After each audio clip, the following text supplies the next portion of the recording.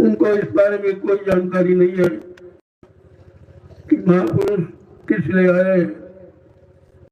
वालों की संदेश यहाँ पर किसी मोती ज्ञानी को मालूम है, उस संदेश को जीवों के सामने रखा। तो अगर तुम इन बच्चों को समझ लोगे, मान लोगे और अपने,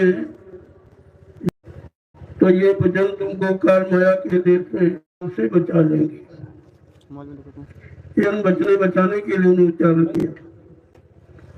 जी बेचारा भूला भटका, उसे क्या मालूम। संतों के संदेश को बहुत बिरली जी डालते, जो उनकी शरण में गए और उनको जाना माना पहचाना,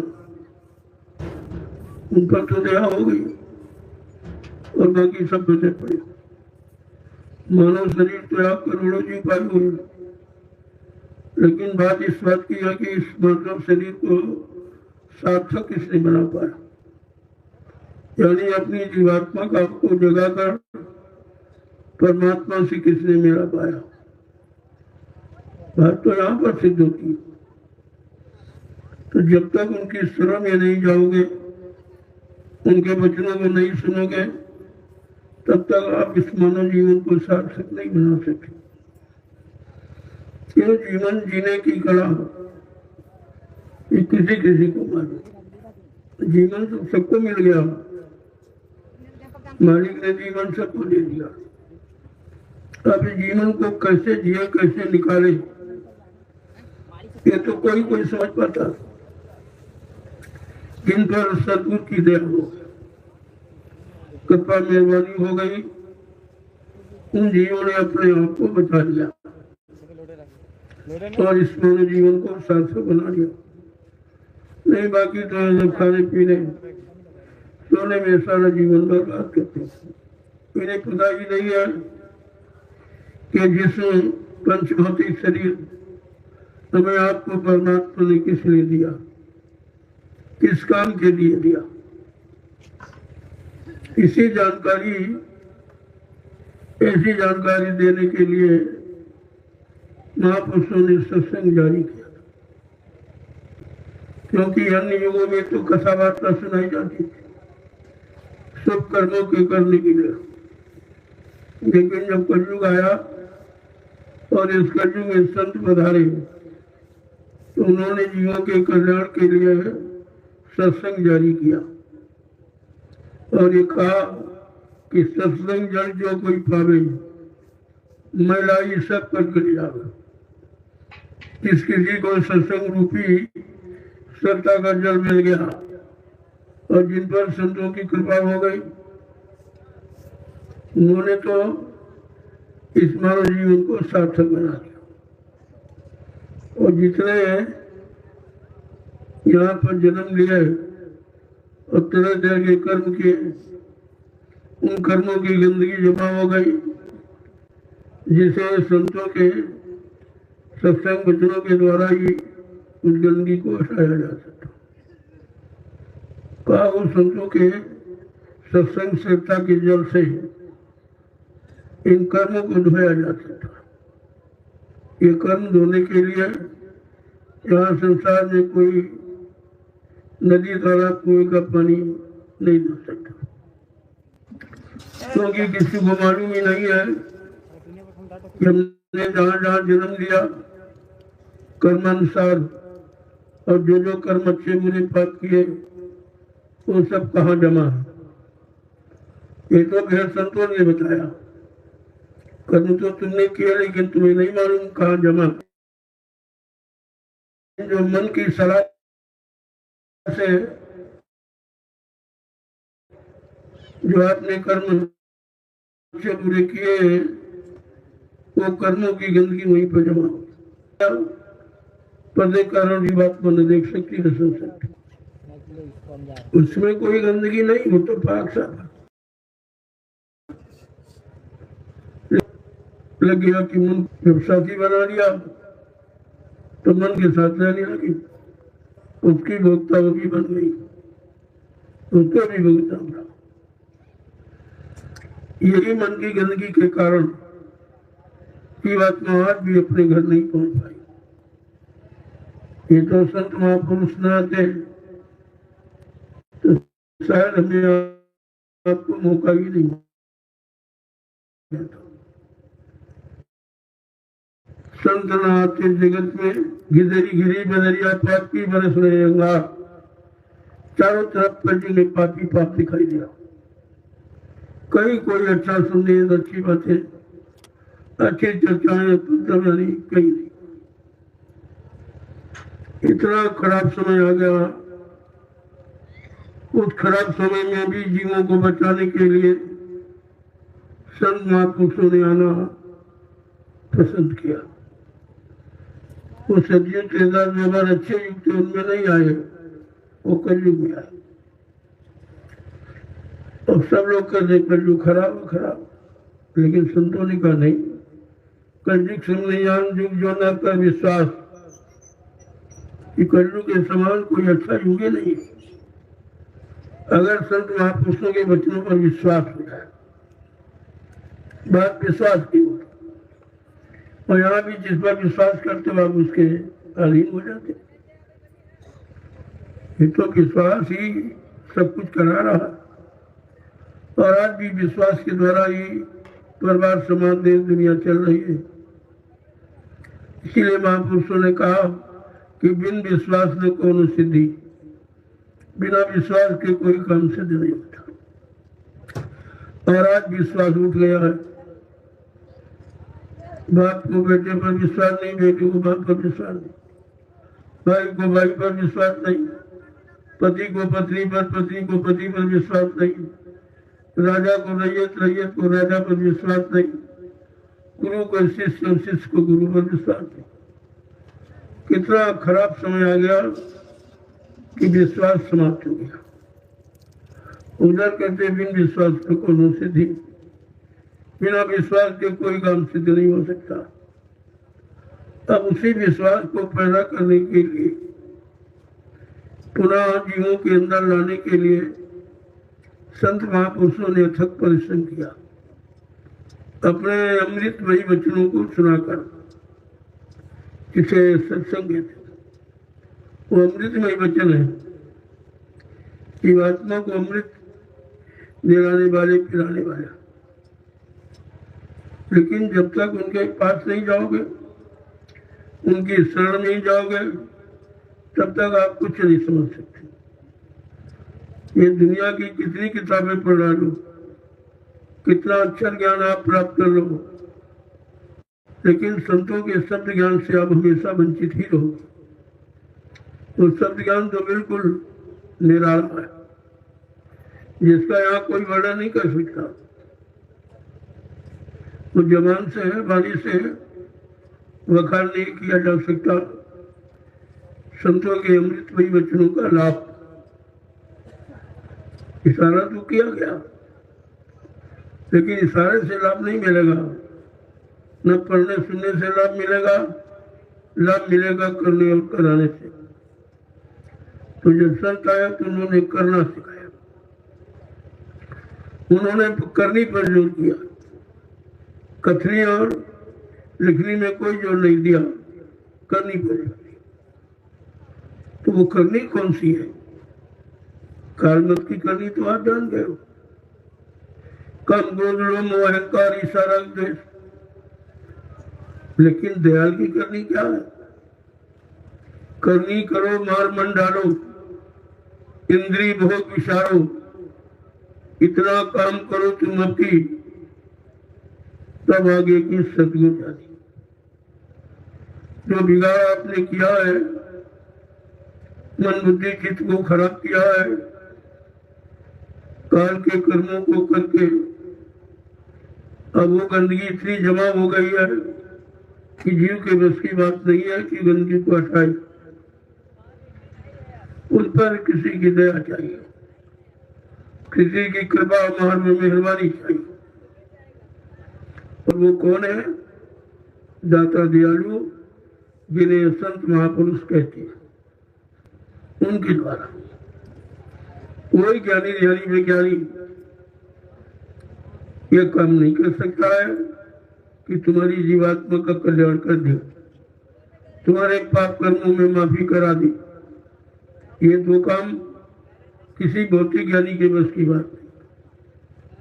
इसमें तो अध्यात्म ज्ञानी, इन्हें संत महापुरुष कहते हैं, उनके द्वारा ये काम संभव है। अगर आपको मिल जाए, उनकी दया मिल जाए, तो फिर ये काम होने में देर नहीं लगता। वो सक्षम होते हैं, वो समर्थ होते हैं, वो सब कुछ कर सकते हैं। मालिक उनको सर्वाधिकार देकर नचलो मंदिर पर भेजता है कि जाओ तुम जीवों को जगाओ और जगा करके उनके घर तक पहुंचाया। बीच में नहीं छोड़ देना, पुण्य भटक जाएंगे वो। तुम बिल्कुल तेरे घर तक पहुंचा के तो जब तक घर नजीक पहुंच जाए तब तक तुम वापिस नहीं आना। तो वो कितना बड़ा संदेश आदेश लेके आए कि जीवों को जगाकर उनके घर पहुंचाओ। बीच में किसी लोक मंडल मुकाम में छोड़ दोगे तो भटक जाएगा। जब यहाँ गंदगी वाले इस काल माया के देश में फंस गया है, नहीं निकल पा रहा, तो ऊपर तो सब सुगंधी है, वहां तो कोई गंदगी नहीं। वहां इस तरह के कोई नाकिस कर्म भी नहीं है, इस तरह कोई गंदा खान पान भी वहां नहीं है, तो गंदे कर्म और विचार भी लोगों के नहीं। वो व्यवस्था कुछ अलग है। जैसे यह सृष्टि है वैसे वो नूरी सृष्टि, यानी वो प्रकाश और ज्ञान का भंडार था। जब प्रकाश ज्ञान भंडार को वो जीवात्मा पा लेती है सदगुरु की दया से, ऐसे नहीं मिलती, उनकी दया, क्योंकि वो उनको देने का अधिकार मिला। मालिक ने उनको अधिकार दे दिया कि जाओ तुम जीवों पर दया करो, जीवों को जगा कर उनको वापस घर पहुंचाओ, ये तुम्हारी जिम्मेवारी है। ऐसी जिम्मेवारी लेकर संत महापुरुष इस समय तुलो मंडल पर आते हैं और अपना काम जीवों के हित में शुरू कर देते हैं। अब उनके कर्मों के करने की भूमिका तो कोई जानता नहीं कि ऐसा क्यों कर रहे हैं, ऐसा क्यों कर रहे हैं, ऐसा क्यों कर रहे हैं, क्योंकि जीवन ने तो कभी ऐसा करना न देखा था, न सुना था, न पढ़ा था, तो शंका में रहते बेचारे। और शंका ही तुम्हारी नासमझी का कारण बन जाती।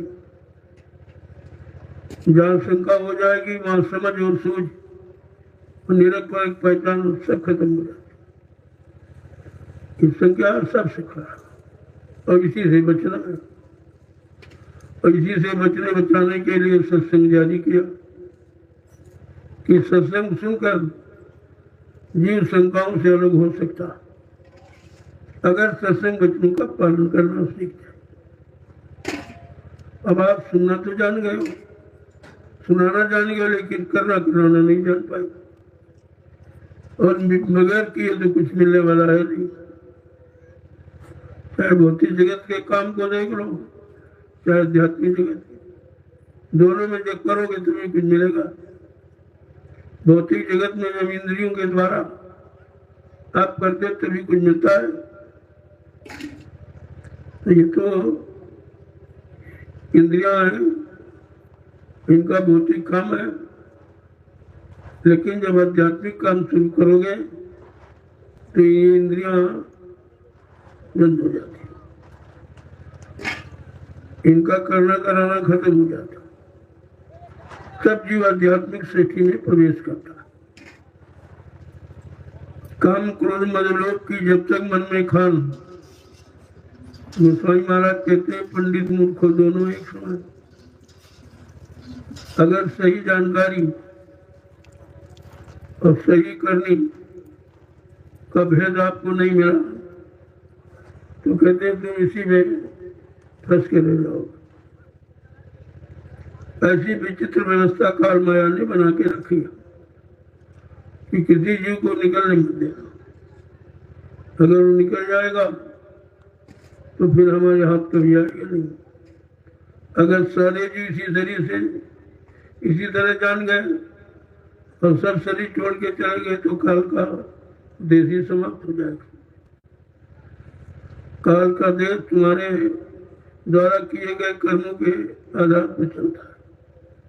इसीलिए आप उन्हीं कर्मों को कर रहे हैं जो काल के देश में रहने वाले हैं। और चाहिए कि काल के देश को छोड़कर अपने घर पहुंचे। वो तो कर्म कोई आपको बताता नहीं कि वो कर्म किसी को मालूम नहीं। शरीर इंद्रियों वाले कर्म तो 4,84 लाख जो शरीर जिसमें सब करते हुए मालूम को, लेकिन आत्मा के द्वारा जो कर्म किया जाए वो नहीं मालूम। और बिना आत्मा के द्वारा किए कर्म परमात्मा नहीं मिलता है। अगर परमात्मा पाना है तो आत्मा की सलाह लो। आत्मा के द्वारा कर्म करो तो परमात्मा मिलेगा। और शरीर इंद्रियों के द्वारा जो कर्म करोगे शरीर इंद्रियों का सामान मिल जाएगा। जैसे आप शरीर इंद्रियों से पूजा है, पाठ है, तीरथ है, व्रत है, हवन जपते हुए गंगा स्नान करते हो तो उसका भी फल है। लेकिन वो फल क्या है? मान और सम्मान सामान मिलेगा। ये सब काल का है। मान और सम्मान सामान ये सब काल का। इसी काल के कर्मों को करते करते हमारे आपके कितने जन्म निकल गए और अभी तक हम अपनी जीवात्मा को परमात्मा से मिला नहीं पाए, परमात्मा के पास पहुंचा नहीं पाए, यही फंसे। क्योंकि वास्तविक कर्म कराने वाले संत महापुरुष जब तक वो नहीं मिलेंगे तब तक तो कोई आपको बता नहीं सकता। ना आपने कभी उनकी तलाश की। अगर खोज की होती तो अब तक अपनी जीवात्मा को जगा कर काफी मंजिल आप पहुंचा चुके होते, लेकिन आपने तो उनकी बात ही नहीं मानी और निरंतर आपको बताते रहते, निरंतर जगाते रहते। उनका काम ही है जगाने का। और काया काल माया का काम है भरमाने का, भटकाने का, सुलाने का। और संत महापुरुषों का काम है जगाने का, चिताने का, होश में लाने का, सच्चाई का अनुभव कराने का, सत्य देश मुल्क मंडल में पहुंचाने का है। तो बड़ा अंतर है। ये अंतर भेद काल और दयाल का जब तुम्हारी समझ में आएगा, जब संतों के सत्य वचन सुनेंगे आप। इसीलिए सत्संग जारी किया और समय समय पर आपको सुनाया जा रहा। जिसने समझ लिया उसने अपना काम बना लिया और नहीं तो बाकी सब यही काल माया की मार खाने बेचारे चले गए। कहने का मतलब ये है कि हमको किसी काम की जानकारी के लिए जानकार की जरूरत है। जब तक जानकार नहीं मिलेगा तब तक आपको जानकारी नहीं मिलेगी, और जब तक जानकारी नहीं मिलेगी तब तक आपको सफलता नहीं, उसका ज्ञान और अनुभव कुछ नहीं होगा। इसलिए कहा गुरु की खोज करो भाई, बिन गुर्रा कोई नहीं पाएगा। कि हम ऐसे समृद्ध जानकार की खोज करो। गुरु का मतलब कोई आड़मन शरीर से नहीं है, कोई जातपाती से नहीं है। गुरु का मतलब ज्ञान से, जानकार से। जिसके पास जैसी जानकारी है आपको उतनी जानकारी दे पाएगा। जब ये जानकारी नहीं किसी को कि जीवात्मा कहाँ से आई है और कैसे आई है और किसने यहाँ पर कैसे फंसा लिया, तो जब तक इसका जानकार नहीं मिलेगा इस फंसी हुई जीवात्मा को कौन निकालेगा। तो जानकार मिल जाएगा तो काम सरल हो जाएगा। इसीलिए कहा भाई भेदी लीजिए संग में चलिए आ गया। अगर मुखबर भेदी मिल जाए तो चाहे बुरा काम हो चाहे अच्छा काम हो, करने में देर नहीं लगेगी। जैसे चोर को अगर मुखबर मिल जाए तो चोरी में सफलता मिल जाएगी, तो सफल हो जाएगा, सम्मान पा जाएगा। ऐसे महापुरुषों ने कहा भेदी लीजिए संग में और चलिए आगे हमारे। ऐसे भेदी, ऐसे जानकार, ऐसे मुखबर जो परमात्मा के जानकार हैं, परमात्मा के दरबार रोज आते जाते हैं, अगर वो मिल जाए तो तुम उनसे मिल लो और वो अपना बना ले और तुम उनके बन जाओ, तो फिर देर नहीं काम। देर है कि हम उनको अपना बना नहीं पा रहे, हम उन पर आत्मविश्वास नहीं कर पा रहे कि हमारा काम यही करेगा, हमारी जीवात्मा को जगा कर परमात्मा से मिलाने का काम यही करेगा, यही जानते हैं और कोई नहीं जानता। जब ऐसी जानकारी आपकी पक्की हो जाएगी तो फिर इस काम में देर नहीं लगेगी। वहां तो जैसे करंट ला भी आपने तो पल में उजाला हो जाता, ऐसे उधर वो ज्ञानी मिल गए, आत्मज्ञानी, तो आत्मा के पास पहुंचने में देर नहीं लगती। तो ये जो कार्यक्रम होने जा रहा है, जिसकी जानकारी हिंदुस्तान में कोई जानता, गहन सुदी 10वीं की तिथि बड़ी महत्व। ये तिथि क्यों मनाई जा रही है? जो हम सब जीवात्माओं के रक्षक, मददगार जो है, जिनको हमने पहचाना नहीं और अपनी दया का भंडार छोड़ के गए और ये कहा तुम इसको बांट देना, तो महापुरुषों ने बांटा भी, जिनको अधिकार मिला उन्होंने बांटा, और इतना बांटा नहीं, लुटाया। लेकिन लूट किसने पाया? कितने लोगों ने लूटा उसे? इशारा तो किया गया था कि राम नाम की लूट है, लूट सके तो लूट नहीं, अंत समय पछताओगे जब प्राण जाएंगे। अरे भाई, भगवान परमात्मा प्रभु के नाम की लूट बचेगी, ऐसा समय आएगा और तुम लूट सकते तो लूट लेना, नहीं तो जीवन भर पछताना पड़ेगा।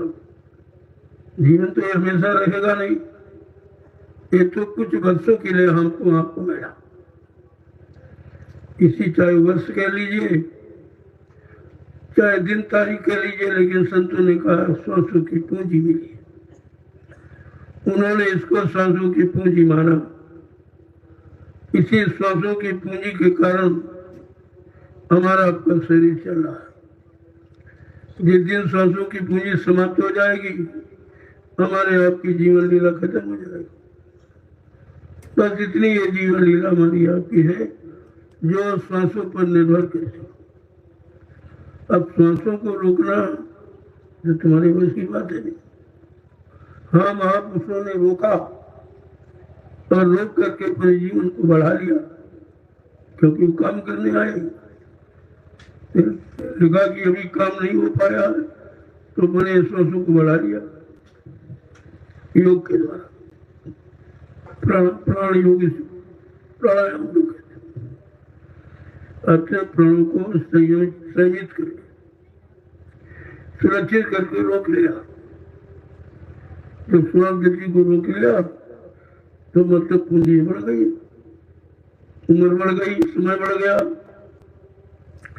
तो धीरे धीरे उनको काम करना है। तभी नहीं कहा अरे भाई वो 100 साल के बन जाएंगे, 200 साल, तुम्हें क्या मालूम तो अपनी कैसी सांसों को कैसे बचा रहे, कैसे सुरक्षित रख रहे, अपने जीवन को कितना बढ़ा रहे। कहना वो जितना चाहिए उतना कर रहे, उनके लिए कोई असंभव नहीं है। संतों के यहाँ संभव शब्द बना ही नहीं। उन्होंने जो जो कहा तो सब करके दिखाया, तो जो बाकी उसको दिखा देंगे। अरे जो हो गया उससे अनुमान लगा लीजिए आप कि जो कहा था वो इतना हो गया, और जो बाकी वो भी हो जाए। और उसी की इंतजारी है। भाई जो कहा भी ये सब नहीं हुआ, लेकिन हो आ रहा है वही हो रहा जो संत महापुरुषों ने कहा, उसके अलावा यहाँ कुछ नहीं होता। अब तमाम प्रसिद्ध लोग ये कहने लगे कि बाबा जयगुरु जी महाराज ने जो कहा धीरे धीरे सब वही हो रहा। कभी उनके लिए तो कहा भी गया, लेकिन तुम समझे नहीं। कहा उनके वचन ऐसे हैं जो कोई पलट नहीं सकता, कोई रोक नहीं सकता। संत वचन पलटत नहीं, पलट जात ब्रह्मांड। चाहे ब्रह्मांड, चाहे ब्रह्म ब्रह्मांड की रचना में क्यों न प्रवेश कर दे, लेकिन संत जो कहेंगे वो करके दिखाएंगे। कहा दिखाएंगे वो करके, सुनाएंगे पढ़ा नहीं, दिखाएंगे आप। और आप देखते जाइए सब वही हो रहा जो कहा गया। भविष्यवाणियां उठा के देख लिए महापुरुषों की, सब आपके सामने नजरअंदाज है। एक एक वचन वही हो रहा जो उन्होंने कहा था। कहा इतनी महंगाई बढ़ जाएगी कि तुम्हारी कमर टूट जाएगी, और उस महंगाई के वेग को कोई रोक नहीं सकता। जैसे पानी के वेग को कोई नहीं रोक सकता, ऐसे महंगाई के वेग को कोई रोक नहीं सकता, और तुम सब तबाह हो जाओगे।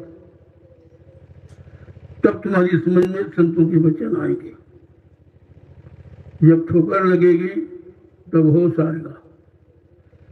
उसी को महापुरुषों ने अपने शब्दों के अनुसार कहा कि पहले हथौड़ी लगेगी, फिर हथौड़ा लगेगा, फिर घन बजेगा तो सबकी बुद्धि सन्न हो जाएगी।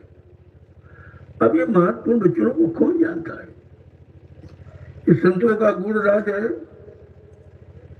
इसे कोई समझ नहीं पाना। ये गुण राज गुण है तत्व न संत जुराऊ। जीवात्मा परमात्मा के गुण राज को कभी संत महापुरुष छिपाते नहीं। उनके यहाँ पर्दा नहीं, पर्दे को घाटते। काल ने जितने पर्दे डाले, दयाल ने सारे पर्दों को रख दिया। अब सब खुलासा तुम्हारे सामने किया जा रहा है। पर्दों में रहने वाले इसको ना सब कुछ समझ ही नहीं पा रहे बेचारे।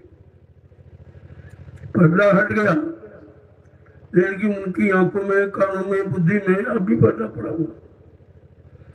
कितना समझाओ बुझाओ, बताओ, उनकी समझ में कुछ नहीं आ रहा। और जब पर्दा पड़ा तो क्या दिखाई देगा? आंख पर पर्दा पड़ जाए तो देखना बंद हो जाता है। कानों में पर्दा हो तो सुनाई नहीं देगा। सुनाई दिखाई जब देगा जब पर्दा हट जाएगा। इसलिए महापुरुषों ने जो काल माया ने मिलकर पर्दा डाला और जीव को बिल्कुल अनभिज्ञ कर रखा, कोई जानकारी होने नहीं दिया। सच्चाई से दूर, ईमानदारी से दूर, और संतों ने उस पर्दे को हटा दिया और सच्चाई भलाई सबके आगे खोलने लगी।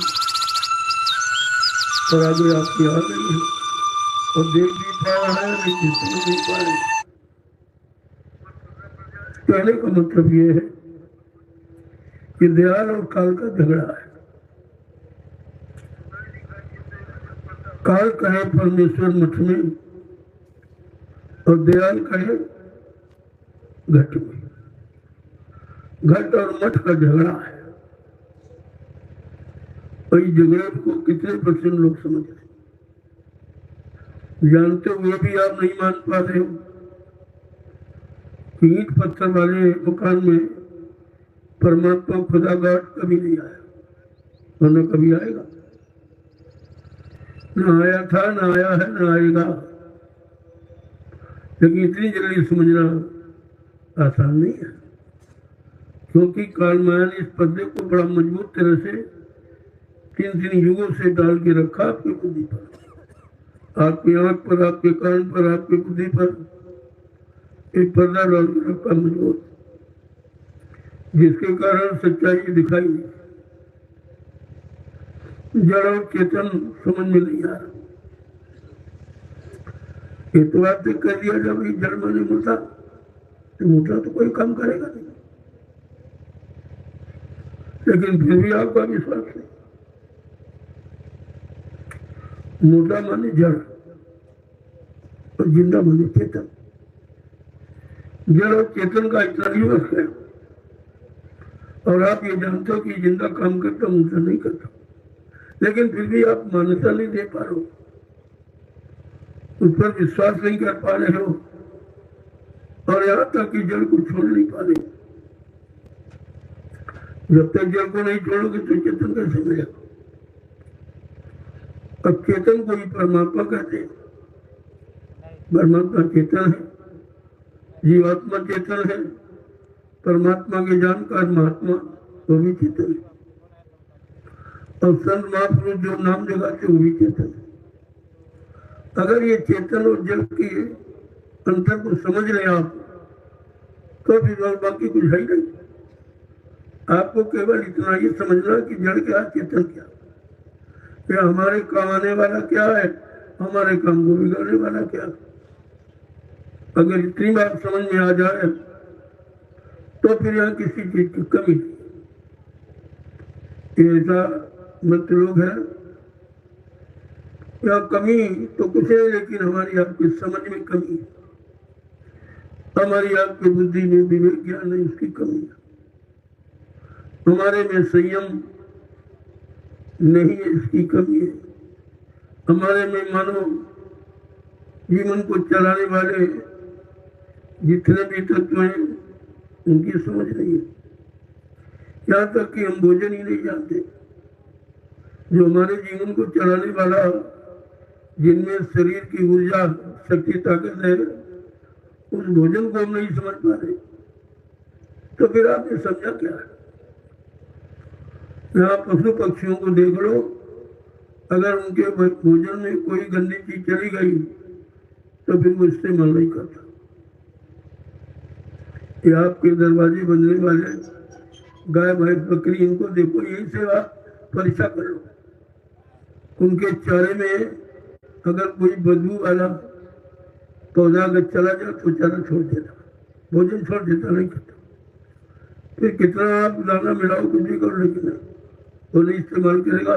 उसे मालूम हो जाता है कि ये मतलब हमारे भोजन में कोई गड़बड़ी है, कोई कमी। लेकिन मनुष्य को क्या भोजन का ज्ञान है? जो खा रहा है मनुष्य का भोजन है।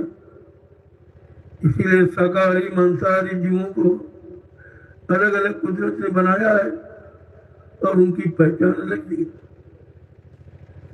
जो जीभ से चाट के पानी पीते हैं वो मांसाहारी, मांसाहारी। तो कितनी मोटी पहचान, इसमें पढ़ाई लिखाई का काम नहीं होगा, ये समझ में कोई पढ़ाई लिखाई का काम। आप अनुभव करके खुद देखिए। लेकिन बाकी जो अनुभव कराने वाले, जिन्होंने सब तरफ का अनुभव किया है, जब वो अनुभव ज्ञानी, इन्हीं को संत महापुरुष कहते हैं, अगर वो मिल जाएंगे तो आपको अनुभव करना सिखा देंगे, तब आप अच्छे बुरे की पहचान कर सकते हैं। इन काले अक्षरों को पढ़कर आप अच्छे ज्ञान की जानकारी नहीं करते, क्योंकि ये तो काल माया की रचना काले अक्षरों से लिखी गई है, और उन्हीं काले अक्षरों को हम आप पढ़ते हैं, तो काल माया की रचना से अलग नहीं हो पाए, वहीं तक सीमित रह गया। अगर दयाल की रचना की जानकारी करनी तुम किस तरह में जाओ, वो आपको अपनी रचना का भेद बता देंगे और सिखा देंगे, और आपको आपके घर पहुंचा देंगे। तो कहने का मतलब यह है, बिन सत्संग विवेक न हो, राम कृपा बिन सुलभ न सोई। बिना सत्संग के, बिना संगत के, बिना रहनी गहनी के आप अच्छाई बुराई नहीं समझ सकते। जब तक किसी की रहनी गहनी में नहीं जाओगे, तब तक उसकी गहराई समझ में नहीं आएगी, और गहराई नहीं समझ में आएगी तो फिर कहीं भी आप फंस सकते हो। इसलिए कार्यक्रम तो कल से, 8 दिसंबर से और 12 दिसंबर, ये 5 दिवसीय आध्यात्मिक सत्संग चर्चा का ये समय लोगों के लिए दिया गया। यद्य बेचारे समझ नहीं पा रहे, इतना समय निकल गया, अब भी भौतिक और अध्यात्म में अंतर नहीं समझ पाए। भाई शरीर इंद्रियों से, मन बुद्धि चित्त से हम जो भी करते हैं सब भौतिक, और आत्मा से जो किया जाए वो अध्यात्म, बस इतनी अंतर है। और इसी परिभाषा की जानकारी होनी चाहिए थी।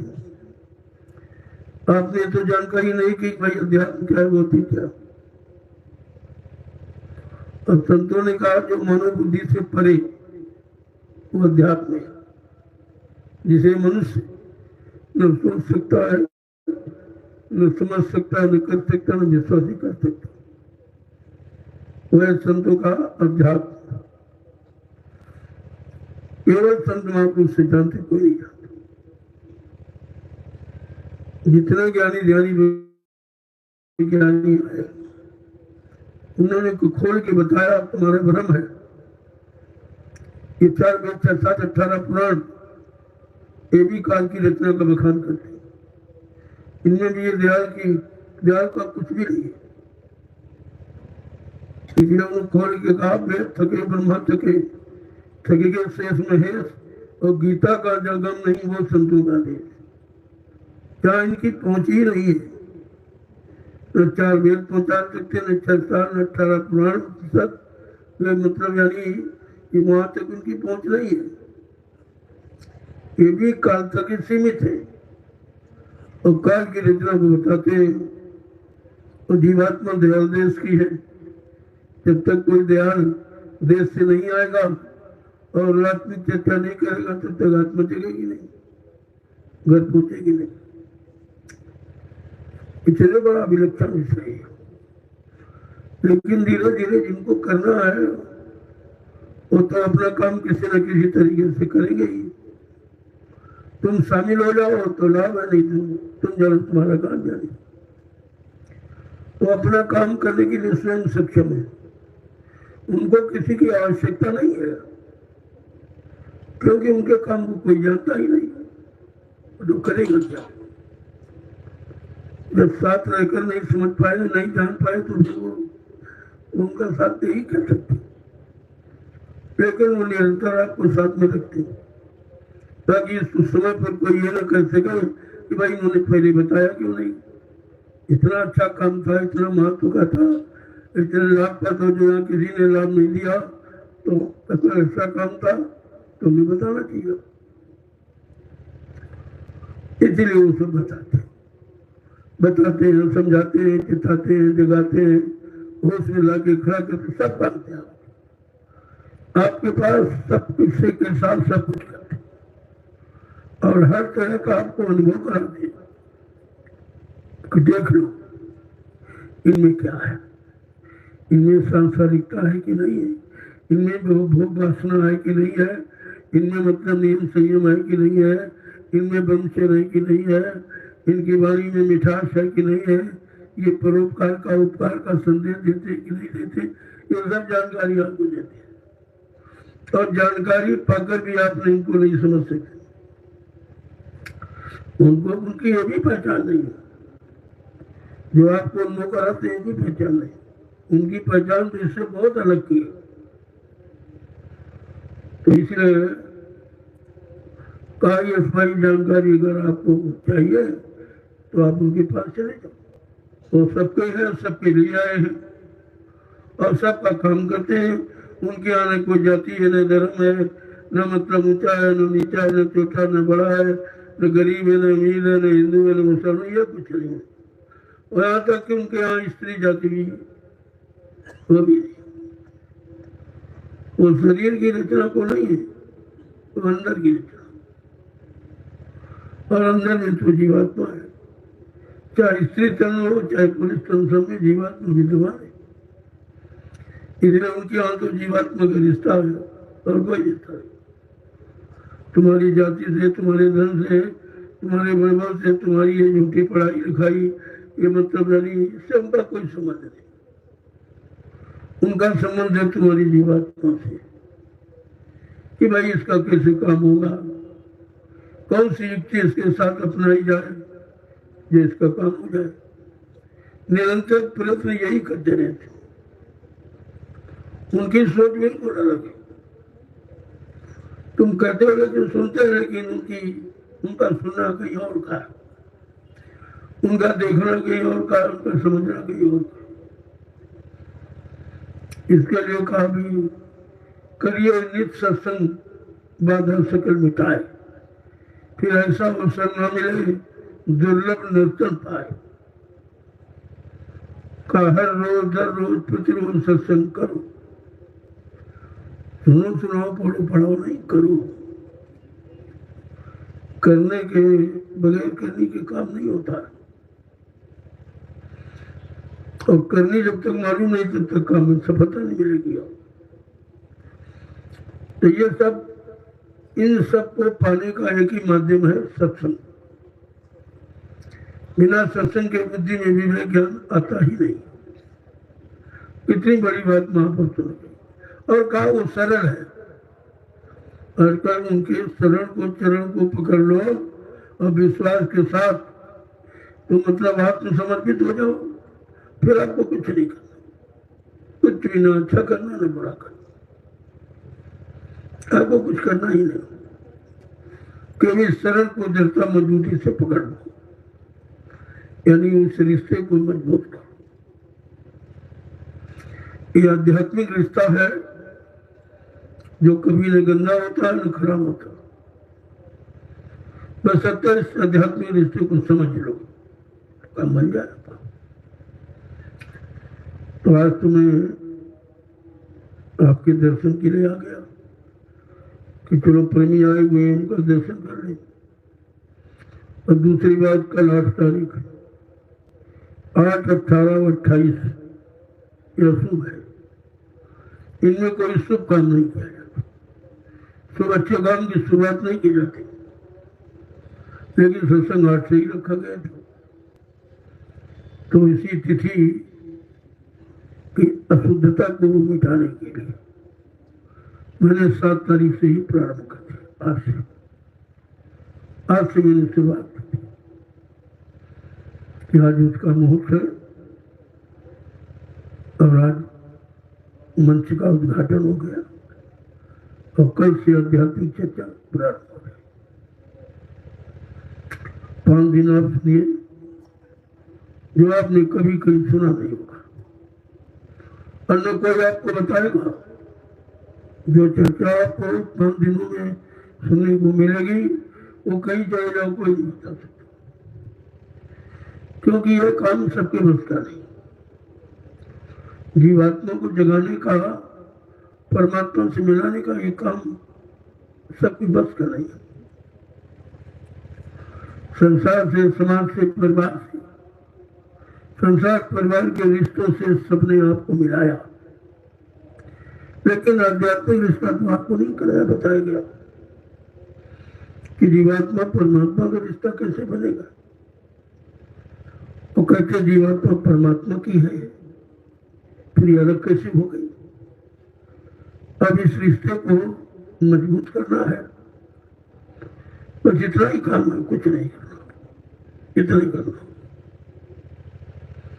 कोई खाना पीना सुहाना तो सभी करते हैं, ये शारीरिक इंद्रियों वाले कर्म तो सभी करते हैं। कोई जानवर पढ़ा लिखा नहीं वो भी करता है। ये पक्षियां, कीड़े मकोड़े, कोई पढ़ाई लिखाई स्कूल में बने नहीं तो कहीं, और ये सब जानते हैं। यह कुदरती है, उपजय अंग स्वभाव।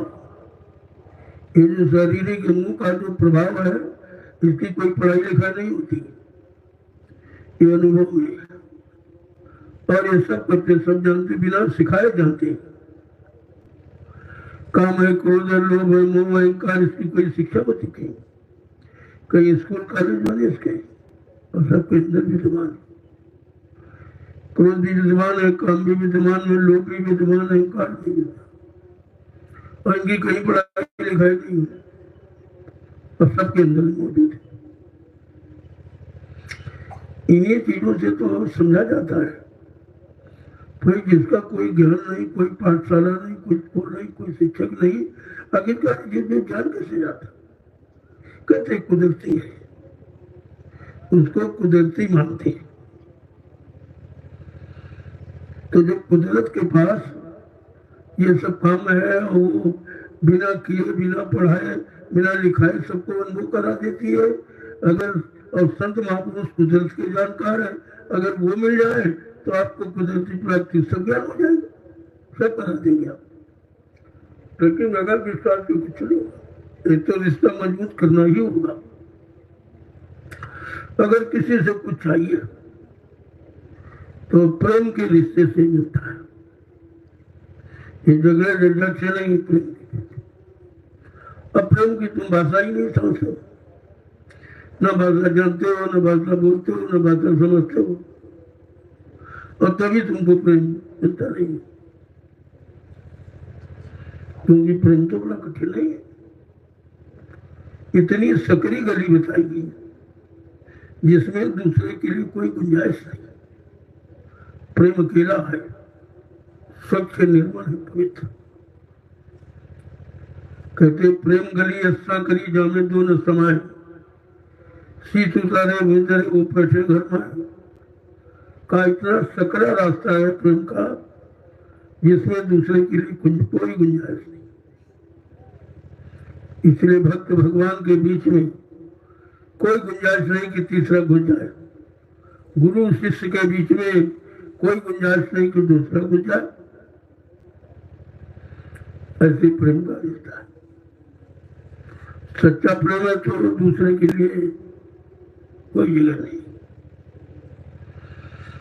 यही सब समझना, ये पढ़ाई लिखाई स्कूल कॉलेज में नहीं होती। ये संत दरबारों में, संत शरण में, संतों की संगत में ये सब कुछ आपको सहज मिल जाएगा। वहां कोई खर्चा नहीं करना, क्योंकि इस ज्ञान के बदले कोई वस्तु नहीं दी जा सकती कि कोई वस्तु देके आप ये ज्ञान प्राप्त करें। ये तो उन महापुरुषों की दया पर निर्भर है। वो जिस पर खुश हो जाए, जिनको अपना बना ले, वो सब प्रकार से आपको दे सकते हैं। जय गुरुदेव, जय गुरुदेव, जय गुरुदेव। नाम किसका? प्रभु का। जय गुरुदेव। नाम किसका? प्रभु का। प्रभु का प्यारा नाम। जय गुरुदेव। प्रभु खड़े हो जाओ, खड़े हो जाओ आप लोग। देखो सुस्ती आ रही है आपको। अब देखो ये वचन कितने भारी है कि आप तुम सो जाते। वचनों का बोझा आप बर्दाश्त नहीं कर सकते, फौरन नींद आ जाएगी। यही से आपको समझ लेना चाहिए बड़ा कठिन है, बहुत भारी है। संत वचनों का बोझा बड़ा भारी। जैसे कान में गए, फौरन बर्दाश्त नहीं हुआ, गिर गए, आप सो गए, सो जाते हो।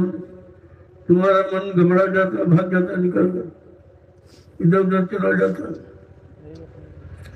इसी से सोचाना जा रहा कि भाई वचन बड़े वजी ने वजन बहुत वजन लिखा, बहुत भारी है, जो जीव से सुने नहीं जाते, जीव से बर्दाश्त नहीं किया जा रहा।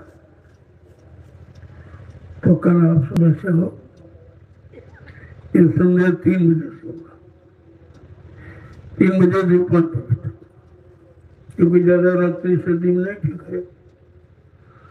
अब आपको सर्दी भी न लगे, ये सब सोच के तो दिन में अगर रख दिया जाए तो सब काम बंद हो जाएंगे।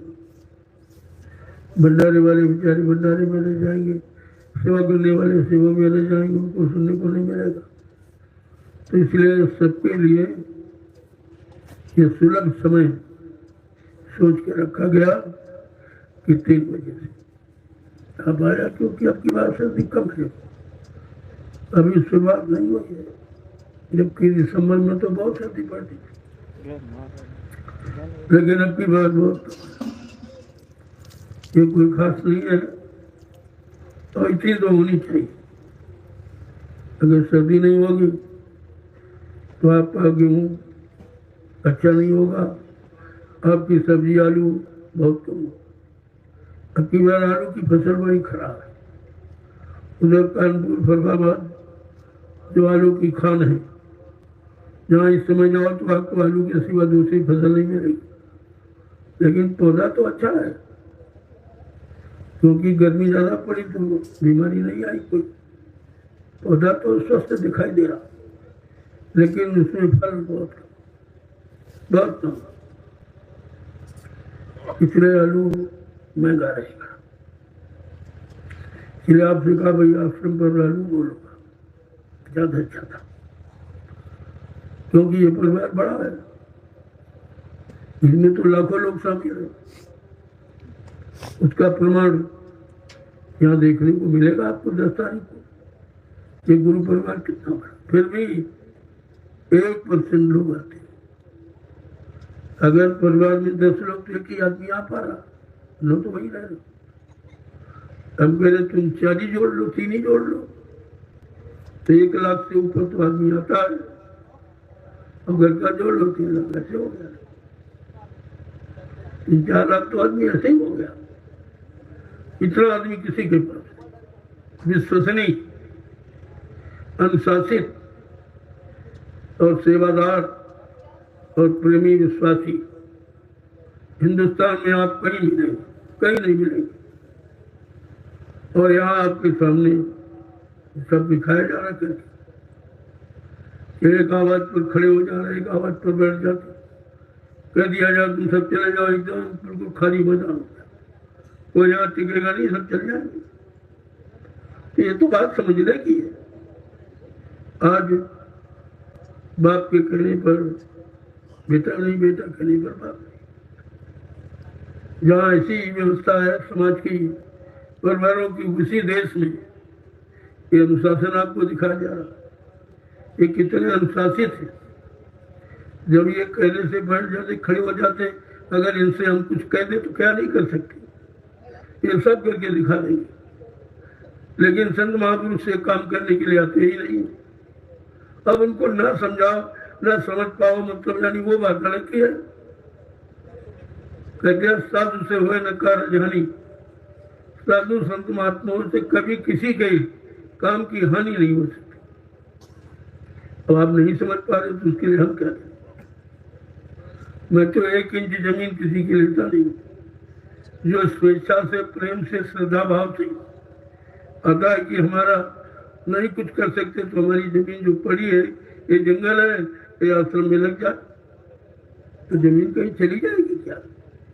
जमीन तो रामशाला गांव में ही रहेगी, और आश्रम भी रामशाला गांव में रहेगा। तो तुम्हारी ना समझी है कि तुम समझ नहीं पा रहे हो। अरे भाई ये कहीं जाएगी तो तुम्हारे यहाँ रहेगा, और तुम्हारे बाल बच्चे आगे जो आएंगे उन्हीं के काम आएगी। हम तो तुम्हारी व्यवस्था कर रहे हैं और तुम अपनी व्यवस्था नहीं समझ पा रहे, उसके लिए हम क्या करें? नहीं आपकी बुद्धि काम कर रही है, नहीं सोच समझ निरख परख नहीं आ रही, तो उसके लिए हम तो कोई ऐसा काम नहीं। परमार्थ के कारण साधु धरा शरीर, परमार्थ समाज के धर्महित साधु संत महात्मा मृत्यु लोग मंडल पर मानव तन धारण करते हैं अपनी इच्छा से। इच्छा से आते हैं, इच्छा से चले जाते हैं। जब तक अपनी जरूरत समझते हैं तब तक रहते हैं, जब कहते हमारी कोई आवश्यकता नहीं है तो अपना चले जाते हैं। उनका आना जाना उनकी इच्छा पर निर्भर है। वो किसी के भेजने पर न आते, न किसी को बुलाने पर चले जाते। उनका आना जाना अपनी इच्छा पर है। उनकी मृत्यु नहीं होती, वो आते जाते आते जाते आते जाते। इस आना जाना क्या है, इसको तुम कहाँ समझ सकते हो? इतना आसान है समझना। जय गुरुदेव। प्रेम से बोलो जय गुरुदेव।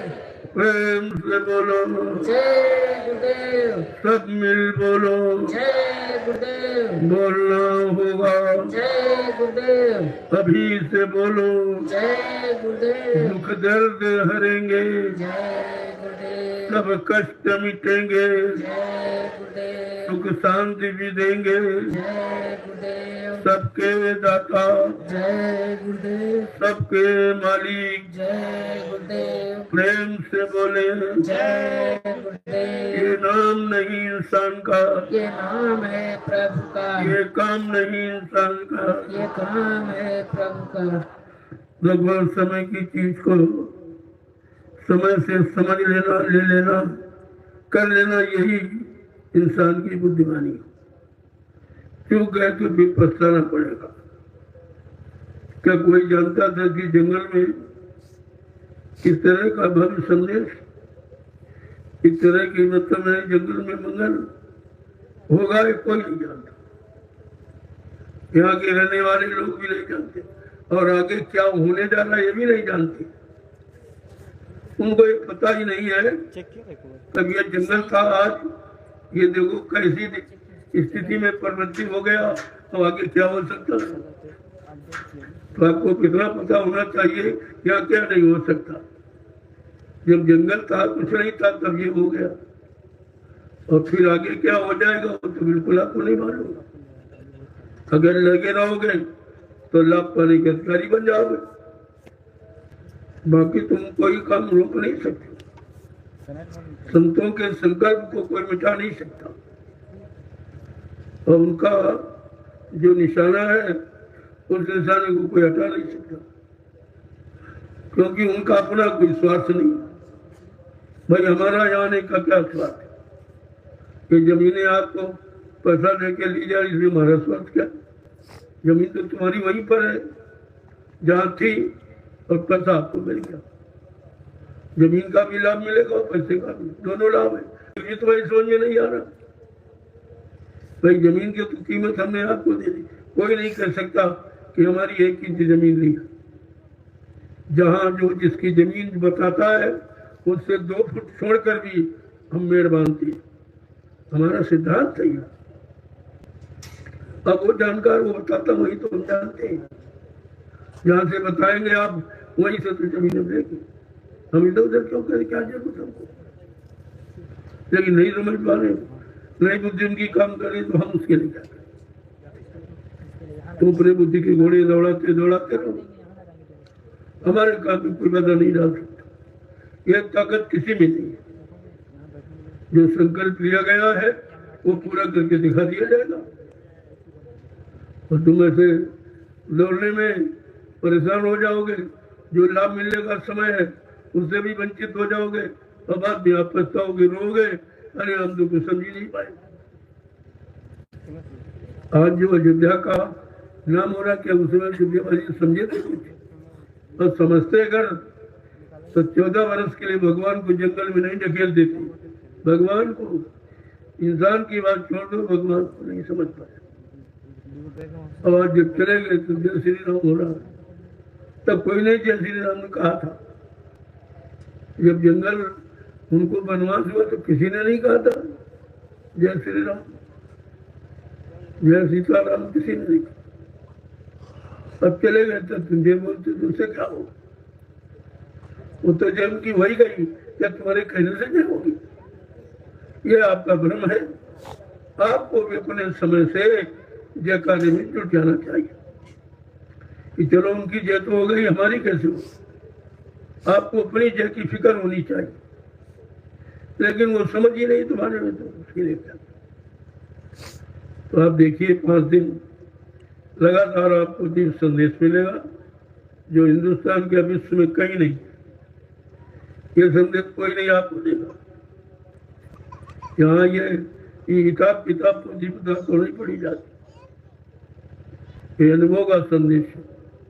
और जो दिखाई दे रहा है या जो आगे होने वाला है वो संदेश आपको दिया कि आगे क्या होने जा रहा। इतना खराब समय आ रहा कि जन जन त्राईमान करेगा। अभी आपकी समझ में नहीं आ रहा। जय गुरुदेव। जय गुरुदेव। देखो मैं दिन में आपसे मिल चुका, अब आप अपने अपने आवास में जाओ। ये तपस्या का समय है, 5-7 दिन तपस्या का इसकी जरूरत है। यही तपस्या भगवान राम ने की। भूमि शयन बलकल वसन, वही आप कर रहे, वही आप कर रहे। अब वो त्रेता की बात है, कलयुग है।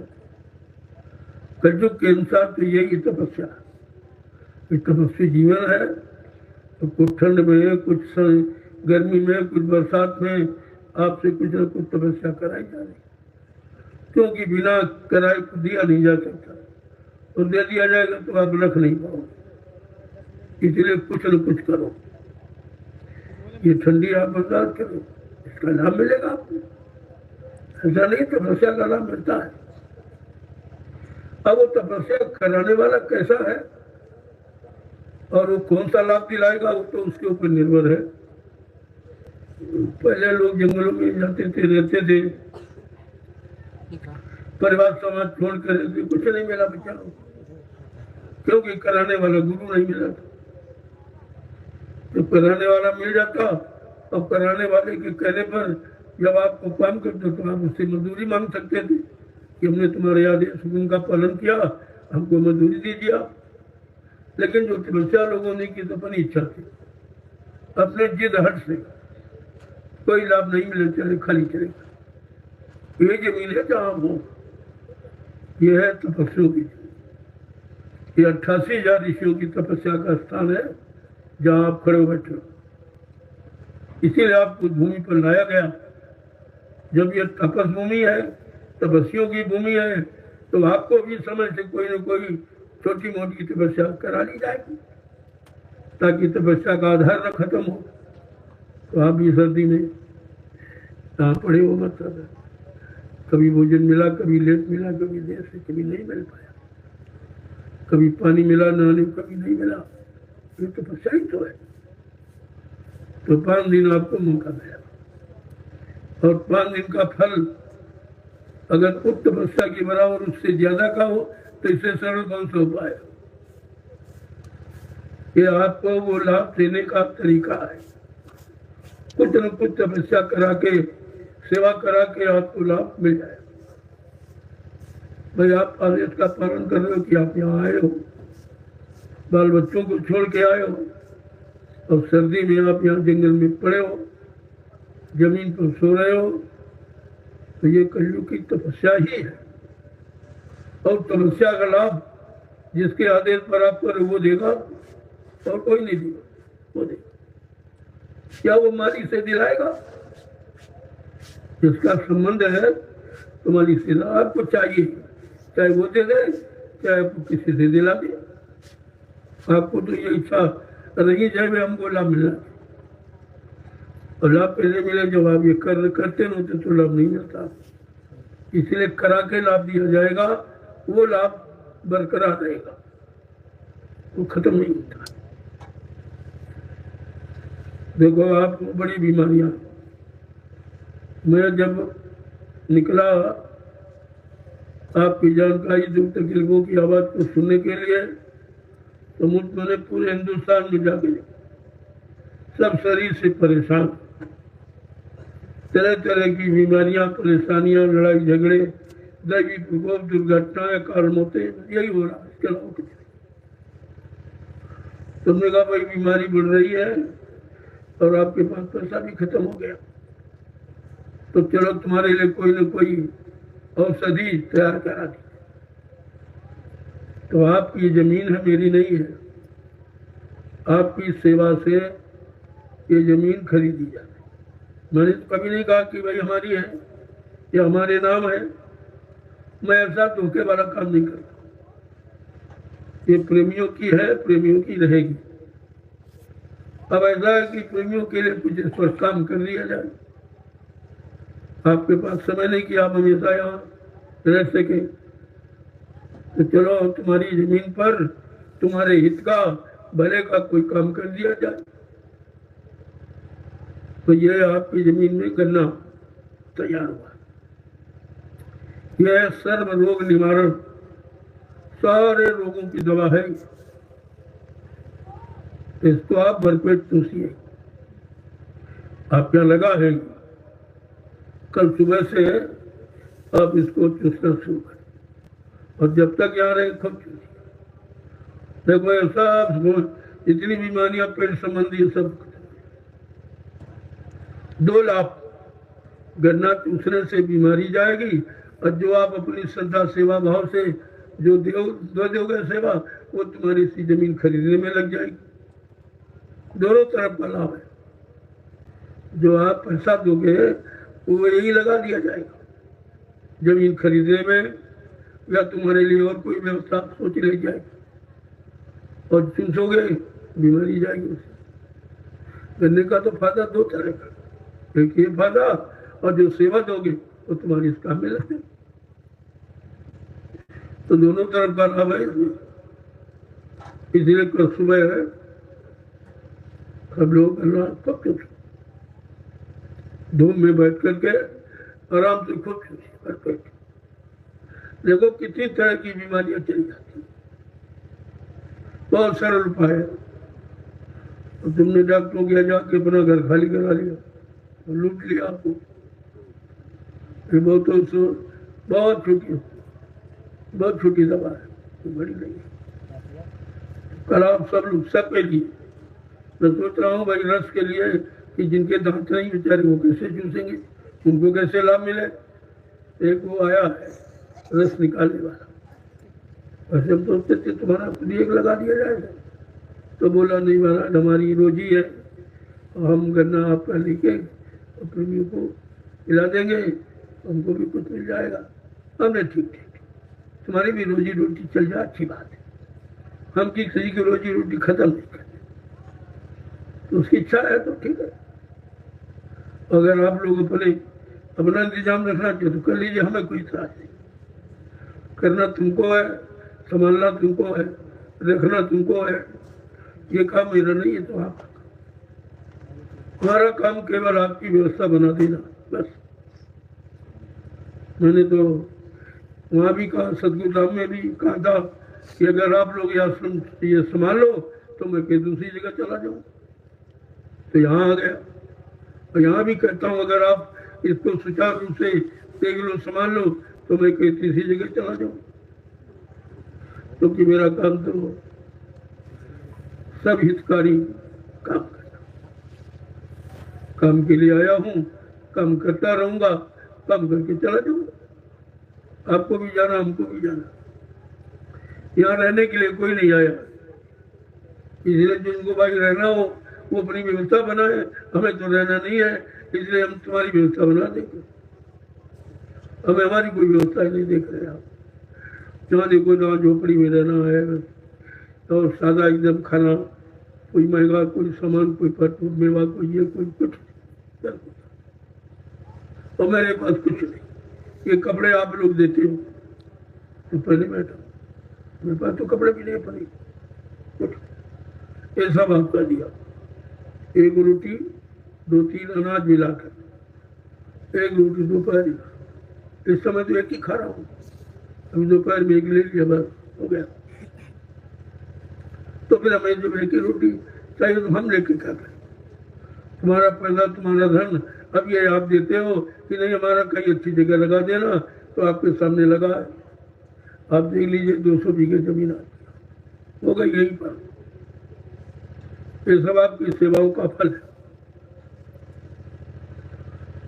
अब तो कोई हमें तो चाहिए नहीं, कुछ हम क्या करें? मेरे कोई भी बच्चा तो है नहीं भाई जिसके लिए मैं इकट्ठा करूं और संचय करूं, बैंक भरूं और ये करूं वो करूं, आपको धोखा दूं। ये काम यहाँ नहीं होता। यही एक ऐसा दरबार है जहाँ पर आपको ये काम नहीं है। जो काम होगा वो प्रेमियों के लिए, अपने लिए तो मैंने कुछ किया ही नहीं। इतनी जमीन है मेरे नाम, 1 इंच भी जमीन, मुझे बात समझ लिया। और कहीं आपको नहीं मिलेगा ये चीज। जो इतनी मेहनत करता हो रात दिन, अपने लिए कुछ नहीं करता। यही से आपको समझ लेना चाहिए। ये संगत के लिए, ये प्रेमियों के लिए, एक अच्छे सच्चे समाज की स्थापना के लिए रात दिन प्रयास करता हूँ, मेहनत करता हूँ। हमारी की दया होगी, अच्छे समाज का निर्माण भी होगा, वो भी आप देखते जाएंगे। मुझे तो विश्वास है अपने गुरु पर, अपने गुरु पर पूरा विश्वास। जब इतना बड़ा विश्वास है तो फिर मैं कैसे दिखाऊंगा? जिसकी कोई उम्मीद नहीं थी वो देखो आपके सामने। इस जंगल को कोई नहीं ठीक कर सकता, सरकार भी नहीं ठीक कर पाई। और प्रेमियों की देखो, उनका परिश्रम देखो, उनका सेवा भाव कि एकदम जंगल को साफ। आज जहाँ खड़े हो, यहाँ लोग दिन में नहीं आते थे, डरते थे, और रात्रि में कार्यक्रम हो रहा। जमीन का भी भाग होता है। वो जमीन कितनी भाग्यशाली है जहां से विश्व के लिए संदेश जा रहा हो, सारा विश्व संदेश को सुन रहा है, क्योंकि ऐसा कहीं नहीं हो रहा। यहाँ कोई लोग कहते भाई इतने लाखों आदमी आपके पास हैं, कल आपको सुरक्षा की जरूरत नहीं, कोई नहीं। मैं अकेले चलता हूँ, कोई सुरक्षा नहीं, कोई जरूरत ही नहीं। और गुरु समान कोई रक्षक नहीं, गुरु के समान कोई रक्षा करने वाला है ही नहीं। वो मेरे साथ है, हमें क्या जरूरत है? ये नकली वकली काम मैं नहीं करता, ना इन कामों पर हमको विश्वास है। मैं अकेले चलता हूँ, अकेले रहता हूँ, सब जानते। अब अनेकों आ गए तो अनेक हो गए, सब चले जाओ फिर अकेला। तो समय समय पर शिवों को जगाने चिताने के लिए ये संगम लगाया जा रहा। इस संगम में सरकार के एक पैसे का खर्च नहीं, एक भी पैसा। अब ये कुंभ लगेगा, करोड़ों रुपए चले जाएंगे, और कोई वहां संदेश देने वाला नहीं, कोई किसी तरह का जनता के हित का कोई संदेश नहीं, कोई काम नहीं। केवल भंडारे, खाना रोटी खाया और गंगा में नहाया, कहते बस कुंभ हो गया। ये कुंभ है, ये है जनमानस का कुंभ। आप देखिए जंगल में इसको कहते हैं। ये बिना कुंभ का कुंभ है जो 10 तारीख को आपको देखने को मिलेगा। इतनी पार भीड़ होगी कि लोग ताजुब करेंगे। 5 दिन का इसलिए प्रेमी धीरे धीरे अपने समय के अनुसार आ रहा। और मैंने भी आह्वान नहीं किया, अगर आह्वान कर दूं तो इस क्षेत्र में कहीं जगह नहीं मिलेगी, सब तुमको प्रेमी प्रेमी दिखाई देगा, सब बढ़ जाएगा। लेकिन अभी तो मैंने आह्वान किया नहीं है। कार्यक्रम को बता देता हूँ तो घर से एक आदमी आ जाता। अगर सारे लोग आ जाए तो आप खुद ही अनुमान लगा लो कि घर से एक व्यक्ति आया तब ये लाखों आ गए। अगर सब आ जाते तो कितने लाख हो जाते। फिर यहाँ जगह काम है भाई, मैं भी तो जगह के अनुसार काम करता। जगह नहीं है तो उसी अनुसार काम हो रहा है। और जगह पे भी दे रहे हैं, उनके अच्छे काम में लग रही है। और जमीन यही रहेगी, हम थोड़ी ले जाएंगे। तो इस बात को नहीं वो समझ पा रहे कि जमीन कोई उठाने कर ले जाने वाली चीज थोड़ी है। उस पर तो कोई काम किया जाएगा, और जो काम किया जाएगा वो तुम्हारे काम आएगा। और बाहर के लोग थोड़ी इसका लाभ उठाएंगे। सेवा तो ये लोग कर रहे हैं, पैसा ये खर्च कर रहे हैं, जमीन ये खरीद रहे हैं, और लाभ तुमको देंगे। जमीन का पैसा भी देंगे, और जो जमीन पर हो रहा इसका लाभ भी उन्हीं को मिलेगा। लेकिन अब तुम समझ ही नहीं पा रहे तो हम क्या करें उसके। जय गुरुदेव। इसलिए मैंने सबको आमंत्रित किया। मेरे यहाँ कोई यानी किस तरह का कोई विरोध की भावना नहीं रखता। हमारा कोई विरोध नहीं। मैं कोई अपने लिए कहीं ना हूं जो विरोध करूं। ये तो सब समाज के लिए है, देश के लिए है, तो उनका रहेगा। अगर तुम अपने आप को सामाजिक मानते हो तो तुम्हें खुशी होनी चाहिए कि हमारे गांव का नाम हो रहा, हमारे गांव की जमीन पर कितना बड़ा काम जो कभी नहीं किसी ने कर पाया, मतलब यानी वो हो रहा, तो आपको तो खुशी होनी चाहिए। अब तुम्हें नहीं समझ में आ रहा तो उसके लिए हम क्या करें? उसके लिए हम क्या करें? हम जो काम कर रहे हैं सब हमको किसी की एक इंच जमीन नहीं चाहिए, ये तो हमारा सिद्धांत है। और आपने कितना प्रयास किया, यहाँ शिकायत वहाँ शिकायत वहाँ शिकायत वहाँ शिकायत, क्या उससे निकला? मैं तो जानता था कि हमारे में सच्चाई है, तुम दुनिया में कहीं चले जाओ, हमें उसका कोई बेटा नहीं। मैं गलत करता नहीं जो डरूं, डरते वही जो गलत करते, जिनका गलत स्वभाव, गलत उनका प्रभाव, वो डरते हैं। और यहाँ अच्छे सच्चे का मैं क्या डर, सच्चाई सच्चाई आपके सामने है। तो प्रेमी कह रहा भाई हमारा जंगल है, कुछ नहीं मिलता है, अब ले दे दीजिए। उसको पैसा दिया, जमीन ले ली, जाओ तुम कोई अच्छी जमीन खरीद लो तो 4 दाने तुम्हारे बच्चों के लिए हो जाएगा, यहाँ तो कुछ नहीं हो रहा, तो पड़ा सब बेकार। और हम तुम्हारे काम में बना, तुम्हारे काम के लायक बना देगी, तुम नहीं बना पाओगे। ये जंगल साफ कराना किसी के बस की बात नहीं है, ये भी तुम्हारे सामने हो रहा, देख रहे हो। जंगलों को साफ करके तुम्हारे गाँव की जमीन को अच्छा बना रहा हूँ और तुम्हारी समझ नहीं आ रहा है। अरे जमीन कोई उठाकर ले जाने वाली चीज तो आनी, तो यही रहेगी। जंगल साफ हो जाए, जानवरों का डर खत्म हो जाए। अभी आग लगी थी तो गौ प्रेमी तरह से मारी की दया हुई, वो जंगल साफ हो जाता, कुछ नहीं बचता।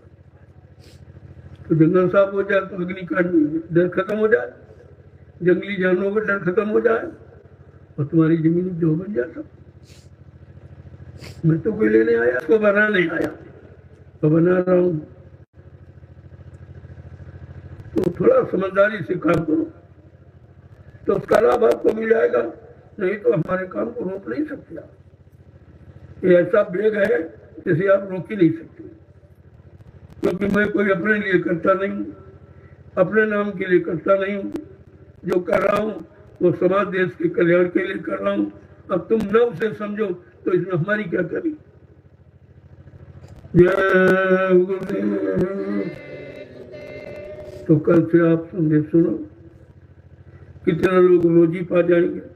ये देखिए आप, यहाँ जंगल में कौन सी रोजी चल सकती थी, फिर नहीं सोच पाया। कितने लोगों के परिवारों के लिए रोजी जो साल भर करते थे उतना 5 दिन में मिल जाएगा उनको।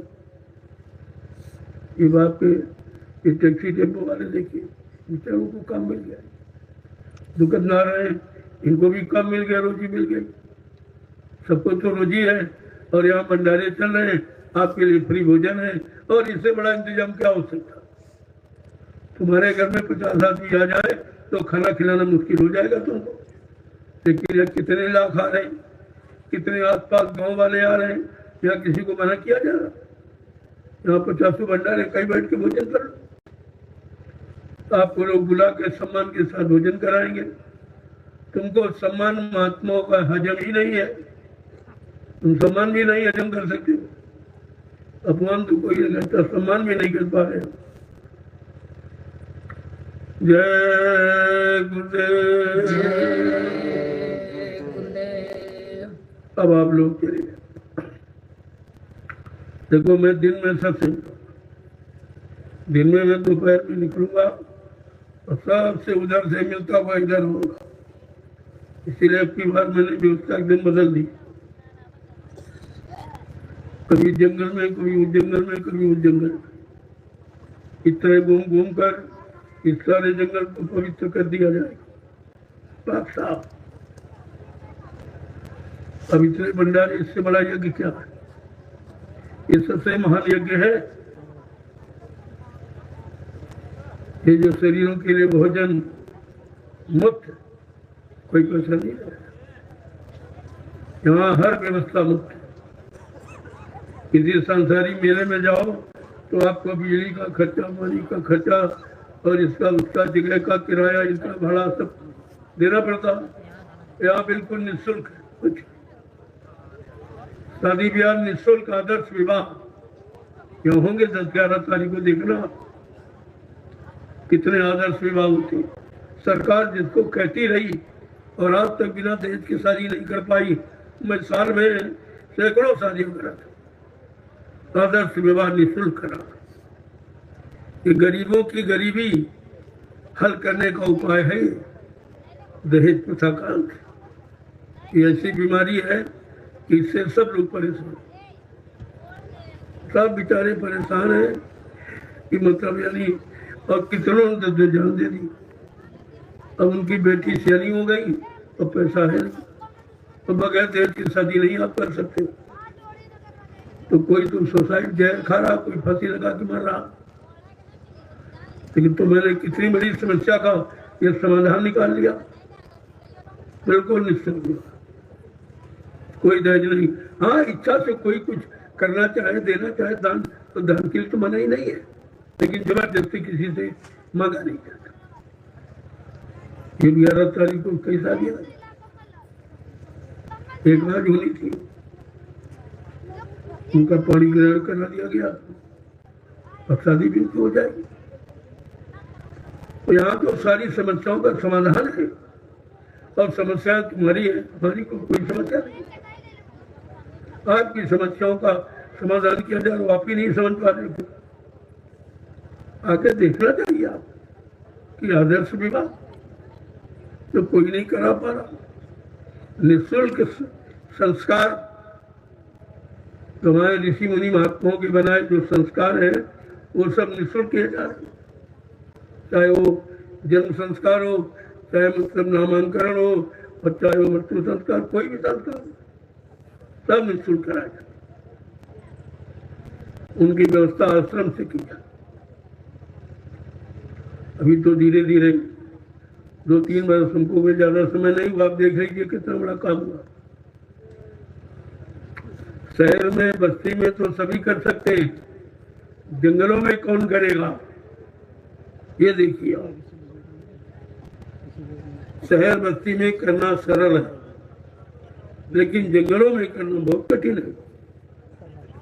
यहाँ कोई साधन नहीं था, लोग कहते थे बाबा जी वहाँ कार्यक्रम कर रहे हैं, वहाँ तो कोई सड़क नहीं है, कैसे लोग पहुंचेंगे? हमने कहा प्यासा कुएं की तलाश कर लेता है, उसको बताना नहीं पड़ता, प्यासा कुएं के पानी की तलाश खुद कर लेता है। आप देख लेना, जब कार्यक्रम हो तो आपको पता चल जाएगा कितने प्यासे हैं इस जल के, इस सत्संग जल के प्यासे कितने हैं। ऐसे सर्दी में भागे चले आ रहे बाल बच्चों के लिए, सिर पर गट्टी कम्बल लादे साहब,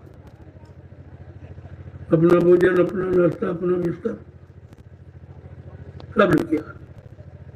तो सब तरह का तो अनुभव आपको कराया जा रहा, और तुम्हारी बुद्धि नहीं काम कर रही, तो फिर हम इसके लिए क्या करें? तो प्रयास कर रहा हूं।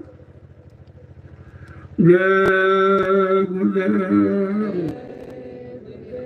कल सुबह उधर वहां भी आश्रम में भी गन्ना काट के रख देना, जो प्रेमी वहां है वहां पूछ लेंगे, जो यहाँ है यहाँ पूछ।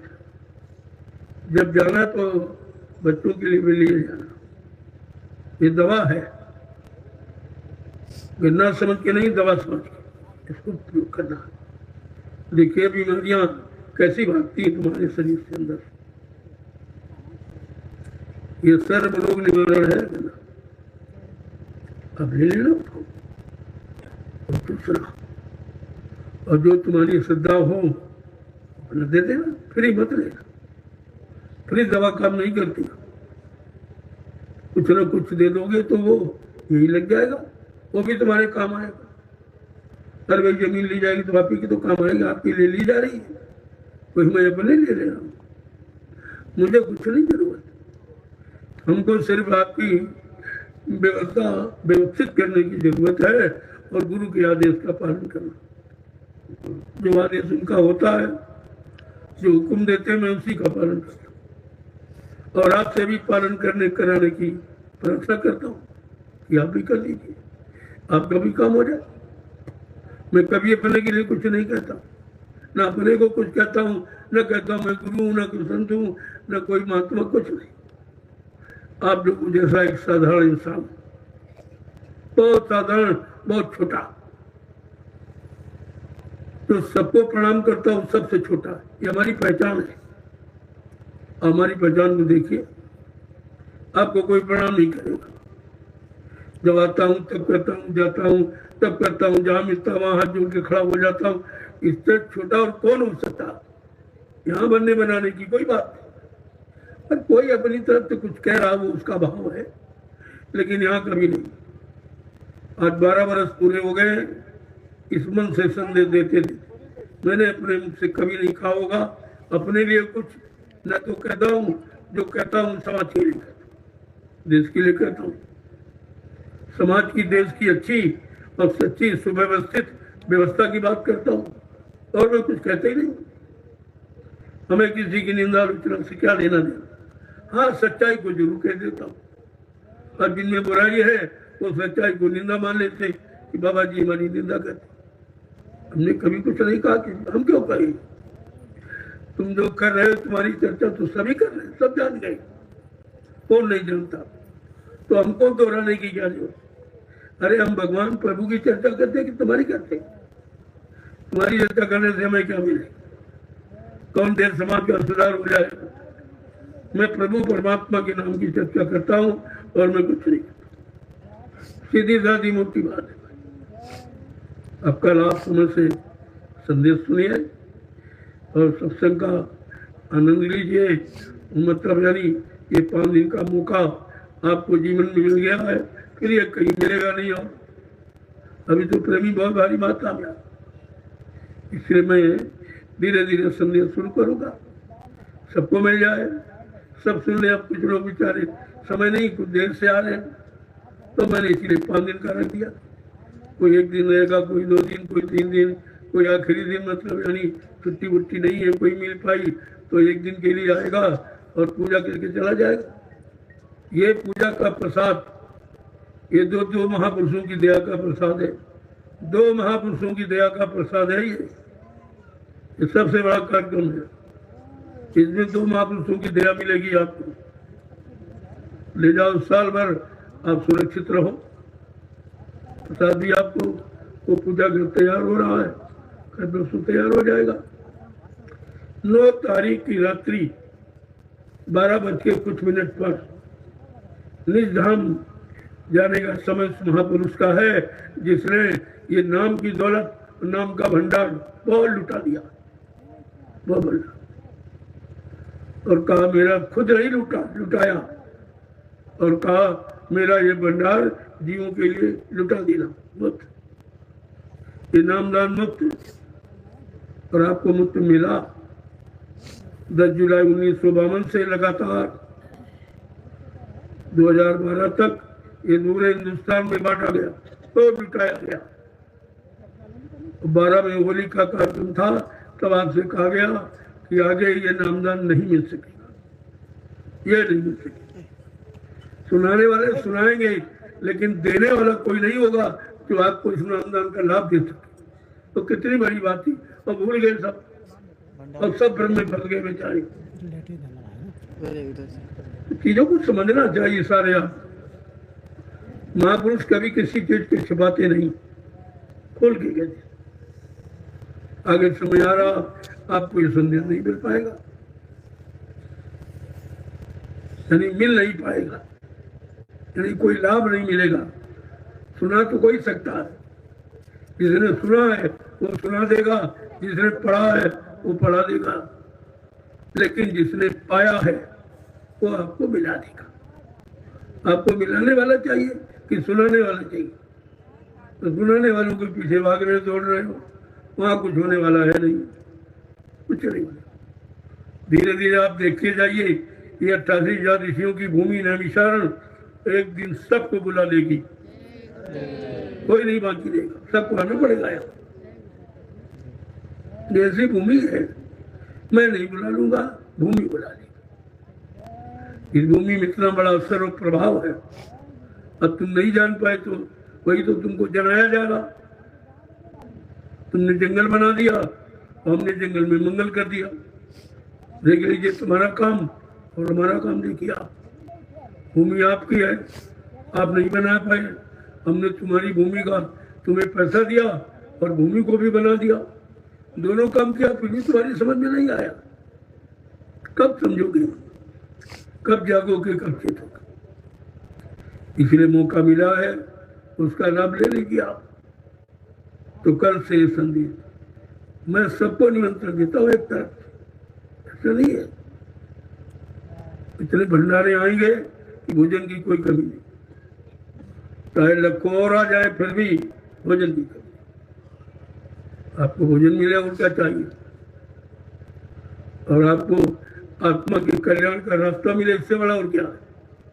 ये संदेश मिल जाए आप। जय गुरुदेव। जय गुरुदेव। तो आपके लिए देखो जो व्यवस्था में है वो अपनी व्यवस्था बहुत चुस्त रखें।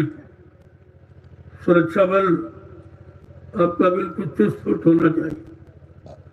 40 प्रेमी रात को 40 दिन में झंडा झंडा तैनात होकर आप अपने सत्संग में आए हुए प्रेमियों की रक्षा, उनकी देखभाल, उनकी व्यवस्था। कोई बूढ़ा है, कोई जिसकी कम नजर पड़ती है, कोई इधर भटक न जाए, उसके लिए आप उनकी अपनी ड्यूटी रखो। ये भी वजन के बराबर लाभ है इसका। सुरक्षा सुरक्षा विभाग आपका, सफाई विभाग आपका, बराबर सफाई की देर लिखो। और मतलब देखो शौच आप जाने के लिए मैंने व्यवस्था आपकी बनाई है। वो गड्ढे बने होंगे जगह जगह, छोटे छोटे गड्ढे 1.5 फुट गहरे हैं, उनमें आप शौच करेंगे। कहीं कोई गंदगी दिखाई नहीं दी। एक छोटी सी जगह में सब लोग समझ जाओगे। और किसी के खेत में जाना मत, अपने में। तुम्हारे पास पर्याप्त भूमि है, इतनी भूमि यहाँ किसी के पास नहीं है, तो उसी में आप जाइए। उत्तर व्यवस्था है, इधर बहुत अपना खेत, इधर बहुत बड़ी जमीन पड़ी हुई है, सब जमीन 2 लाख में पड़ी हुई है। अपने वहाँ भी बना दीजिए महिलाओं के लिए अलग। ये जो गन्ने की पत्ती, इसकी टाटी बना लो, तुम्हारे पास बहुत होता है, और लगा दो। चारों तरफ से घेर दो, आड़ बना दो, महिलाएं अपना उसमें चली जाएंगी। और पुरुष 2 लाभ है। एक तो किसी की शिकायत नहीं होगी, और सबसे बड़ा लाभ है कि जिस भूमि में आप 5 दिन शौच करोगे, उस जमीन में 3 साल तक खाद नहीं डालनी पड़ेगी। तो वो अपना लाभ किसी में क्यों जाओ, तुम्हारे पास खुद ही जमीन 2-2 बीघे घेर दो, इसी में एक तरफ महिला एक पुरुष, तुम्हारी समस्या हल हो गई।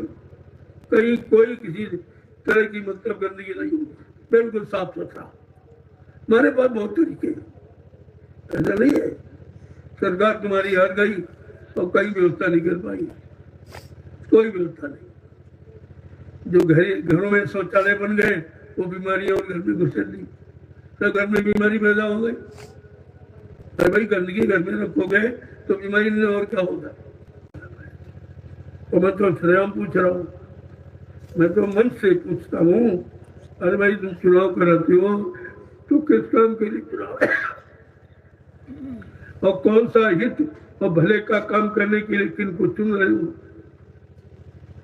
चलो 1 साल नहीं 2 साल, इनको 3-3 पंचवर्षीय योजनाएं हो गई, और वही लोग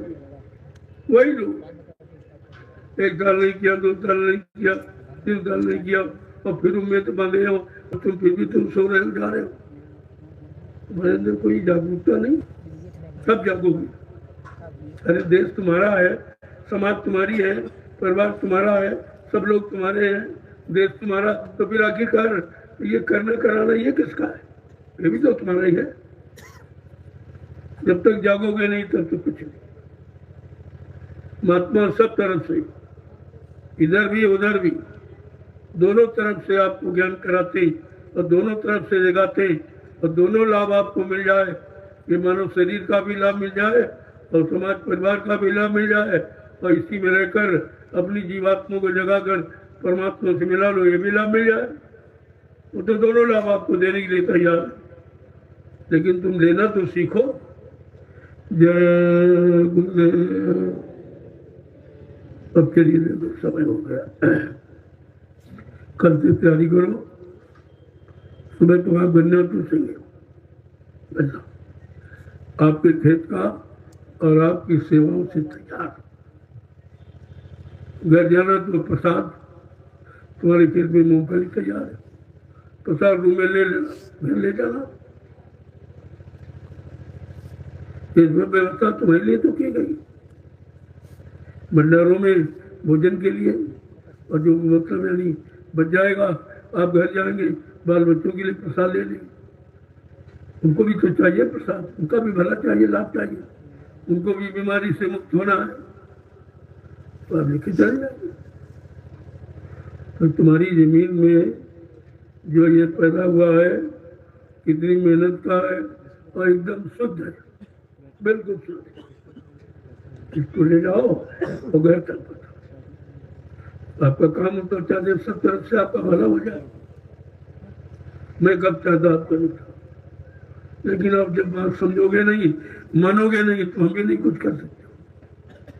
जबरदस्ती को छोड़ दिया जाता, प्रेम के साथ ले लो, प्रेम से अच्छा रहेगा। जय गुरुदेव। जय गुरुदेव। चलो देखो लोग, सब लोग तो मिल चुके हो, और जो कोई नए आ गए हो तो मैं अभी थोड़ी देर के लिए ये आप नहीं छोटा मंच बना बैठ जाऊंगा, ताकि उनके अंदर ये ना हो चलो आए आते में दर्शन नहीं हुआ। मैं खुद ही आपका दर्शन करता हूँ, मैं खुद ही आपको प्रणाम करता हूँ, मैं खुद ही, मैं ये खुद करता हूँ। जो कोई नहीं करता वो मैं करता हूँ। जो स्वयं आपको प्रणाम कर रहा है, स्वयं नतमस्तक हो रहा है, बहुत दिन और छोटा बन करके, फिर वो क्या है उसमें, कहाँ अहंकार, कहाँ गुमान, कहाँ घमंड, कहाँ कुछ बनने की इच्छा। यहाँ तो बनाने की इच्छा है, बनने के नहीं, बनाने की इच्छा। तो आप लोग लाइन से खरीदो, मैं भी 2 मिनट मिले लेता हूँ। जय गुरुदेव।